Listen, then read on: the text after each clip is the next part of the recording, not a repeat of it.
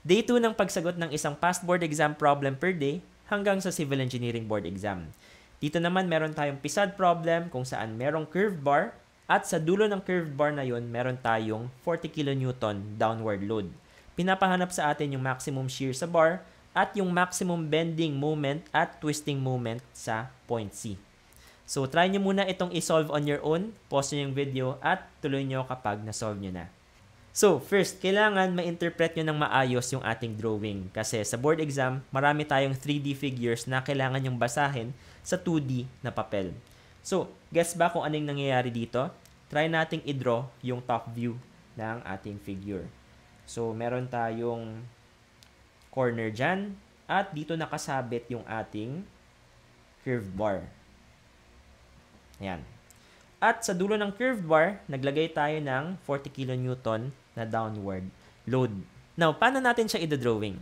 Yung downward load na ito ay magiging into the page. And how we draw forces going into the page ay simple lang. Yan. A circle with an X. Kapag naman out of the page yung force nyo, ganito yung symbol niya, a dotted circle.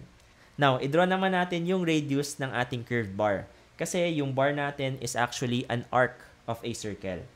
So, yung radius niya ay ganyan. And draw natin yung dimensions. 3.2 ito. Ito rin. And yung angle is 30 degrees. Now, para mahanap yung force na nararamdaman ng point C, kailangan natin i-transfer yung load from point A to point C. Pero doing so, magkakaroon kayo ng moments. Doon nang gagaling yung tinatanong na bending at twisting moment. Kasi syempre, 'di ba? Kung titingnan niyo sa isometric view, kapag meron tayong curved bar at hinila niyo siya sa dulo, magkakaroon kayo ng bending, ito yung direction niya, at twisting moment na pag ganito yung direction. So, dalawang types of moment yung lalabas kapag transfer nyo ito from here to here. Paano siya i-compute? Using the formula, moment is equal to force times distance. Yun lang yun. Yung force natin is just 40 kilonewtons at yung distance is depende. Kasi dalawang beses natin siya ita-transfer. Para makuha yung bending moment, i-transfer natin siya from here to here. Yan. At ang distance na gagamitin nyo is yung distance na trinavel niya. So, this is just 3.2 sine 30. Okay? And so, to compute for the moment, this is equal to 40 kilonewtons times 3.2 sine 30. Yan, 64. So, ang bending moment natin na equal sa 64 kilonewton meters. What about yung twisting moment?